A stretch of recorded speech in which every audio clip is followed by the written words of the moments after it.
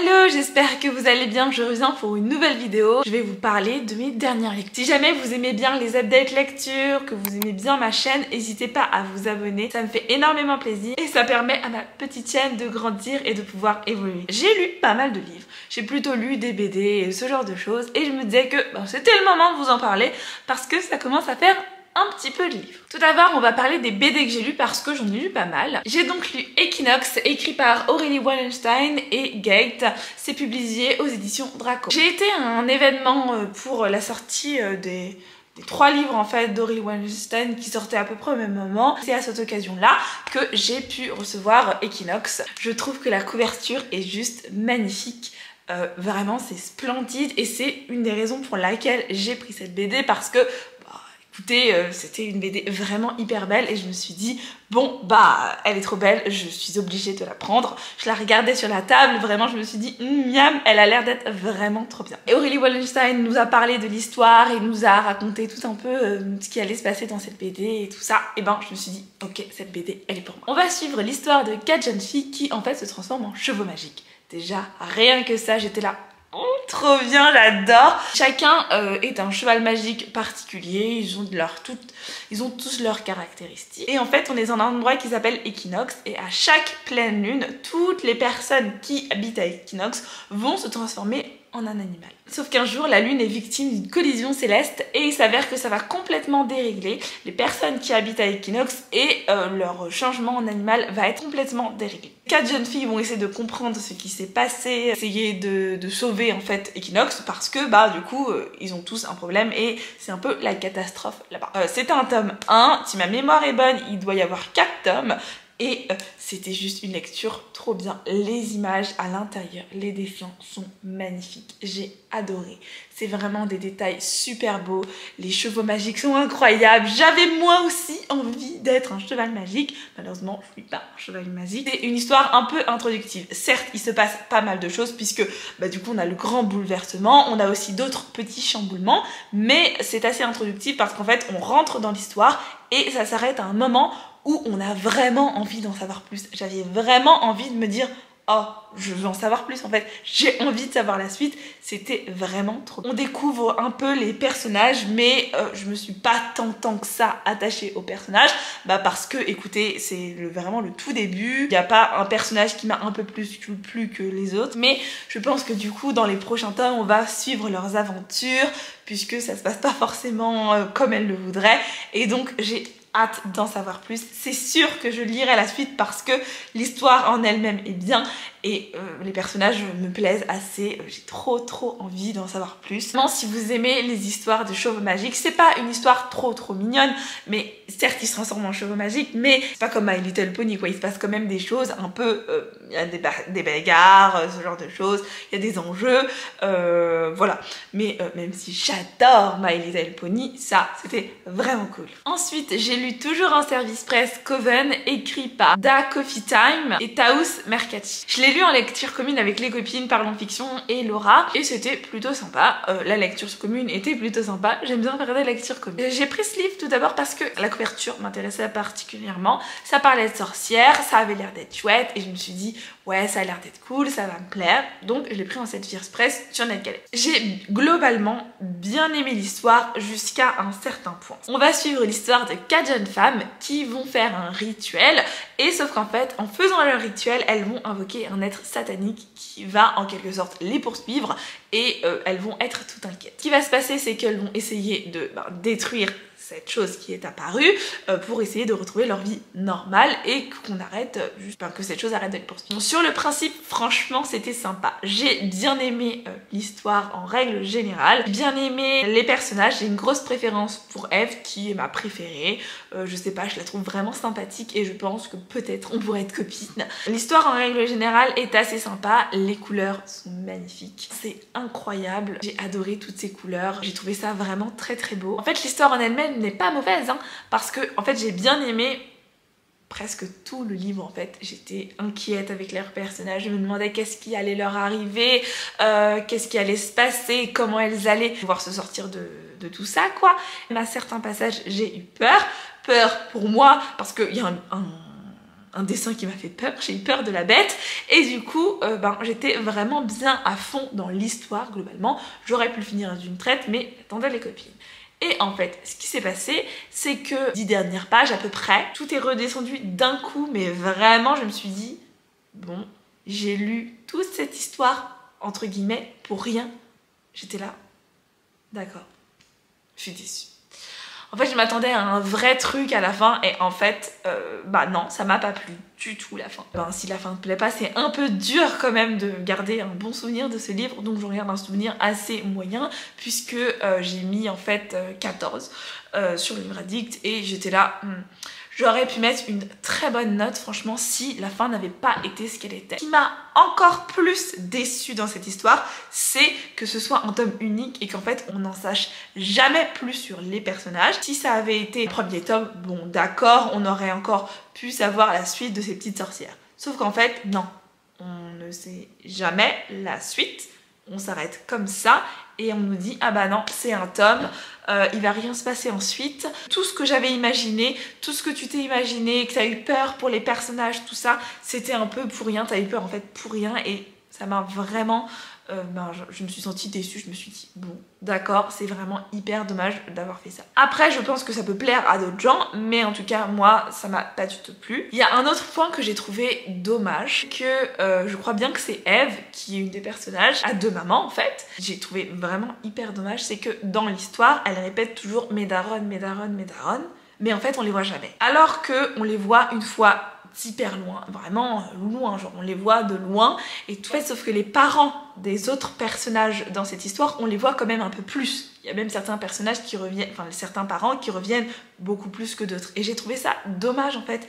Alors même si à la fin on nous dit pourquoi, enfin on comprend pourquoi les parents étaient absents, pourquoi tout ça, je me suis dit ouais mais pourquoi vous avez choisi elle? En fait vous aurez pu choisir d'autres personnages, parce que vous voyez j'étais contente au début, je me suis dit chouette, et en fait au final au fil de l'histoire on les voit jamais, jamais, jamais. Ouais, c'est quand même dommage en fait, enfin du coup j'ai trouvé ça dommage de répéter tout le temps mes darons alors qu'on les voit jamais. Je me suis dit ouais bon, si vous aimez bien les sorcières, si vous aimez bien les personnes qui sont poursuivies par des démons et que vous voulez les voir un peu entre guillemets essayer de faire tout remettre dans l'ordre, franchement allez-y, c'est sympa. Les dessins sont vraiment très beaux, j'ai adoré, les couleurs elles sont super belles. Les personnages ont chacun leur personnalité à part entière et vraiment il y a des personnages pour tous les goûts, tu peux t'attacher à l'une ou à l'autre, vraiment top sur ça. Et enfin la dernière BD que j'ai lue, c'est Les Bras Armés, le tome 1 Les Désignés, écrit par Enrico Orlandi et Olivier Pog, toujours aux éditions Dupuis, toujours aussi en service presse sur NetGalley. J'ai eu envie de le lire essentiellement parce que sa couverture, je me suis dit ça a l'air d'être une histoire bien mimi, bien sympa, avec de l'action, avec des couleurs qui pètent, qui me donnent envie de lire, une petite BD jeunesse comme j'aime. Je me suis pas loupée, vraiment, c'était une très bonne lecture. Dans cette histoire, on va suivre Fidèle qui en fait habite dans une petite île. Et en fait, avant, les humains étaient asservis par les anciens dieux. Et ce qui se passe, c'est qu'ils ont créé les bras armés. Ces personnes-là possèdent dans leurs bras une arme redoutable qui permet de les protéger, de les défendre. Sauf que la bras armée de l'archipel Mako se fait vieille et doit trouver son remplaçant. Elle choisit 5 jeunes adolescents dans l'archipel afin de choisir celui qui sera en capacité de devenir le futur bras armé. Dans ce premier tome, on va suivre toutes les étapes par lesquelles les 5 adolescents doivent passer afin d'essayer de tenter de devenir le bras armé. Certains vont y arriver, d'autres non. Et en fait, on va suivre toutes leurs petites aventures. J'ai vraiment bien apprécié et c'est sûr, je lirai la suite parce que vraiment, c'était juste trop bien. Déjà, j'ai adoré les personnages parce que certes, ils sont rivaux entre guillemets pour devenir le bras armé. Certains ont envie, certains d'autres pas. D'autres, ils s'en fichent un peu. Et en fait, on voit parfois la solidarité entre eux pour essayer quand ils ont mal et parce que c'est des épreuves assez physiques, juste l'entraide entre eux. J'ai trouvé ça juste génial de les voir s'entraider pour essayer de tenter de survivre et de devenir le bras armé. C'est un tome vraiment très introductif parce qu'en fait on va suivre surtout les épreuves jusqu'à ce qu'il se passe quelque chose, je vais pas vous dire quoi, mais jusqu'à ce qu'il se passe quelque chose et c'était vraiment trop cool. cool. J'ai trop hâte de pouvoir lire la suite de leurs aventures parce que vraiment, j'ai envie de savoir ce qui va se passer, j'ai envie de savoir ce qui va se passer pour l'archipel, j'ai envie de savoir ce qui va se passer pour Mako, j'ai envie de savoir ce qui va se passer pour toutes les personnes qui ont été choisies pour devenir les bras armés. Bref, je me pose vraiment beaucoup de questions. J'ai envie de savoir la personne qui va avoir le bras armé, qu'est-ce qu'il va avoir comme pouvoir. Bref, je me pose vraiment énormément de questions et j'ai hâte du coup d'avoir des réponses. Les dessins sont magnifiques, j'ai adoré les couleurs, vraiment. Les traits sont super beaux, il y a beaucoup de couleurs, ça pète.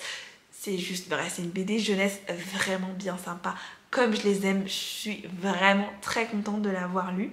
Vraiment, c'est une très belle découverte. En le prenant, je me suis dit oui, ça va être sympa. Mais en fait, c'était vraiment super bien. J'ai adoré ma lecture. Si vous voulez un peu d'action, voir un peu des aventures, si vous voulez un peu d'entraide entre les personnages, vraiment foncez parce que c'est toute une histoire qui m'a vraiment fait beaucoup de bien lire et c'était vraiment super. Ensuite, j'ai lu L'école de minuit, écrit par Maëlle Bessard.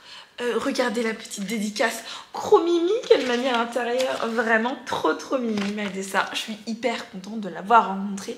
Je l'ai vue au salon du livre et de la presse jeunesse Montreuil, ça date un peu, mais je suis toujours hyper contente de lire ces romans. C'est vraiment juste une pépite, c'est réconfortant, c'est mignon, ça me fait rire, même quand je suis dans un mauvais mood, ça me fait rire et bref, c'est génial.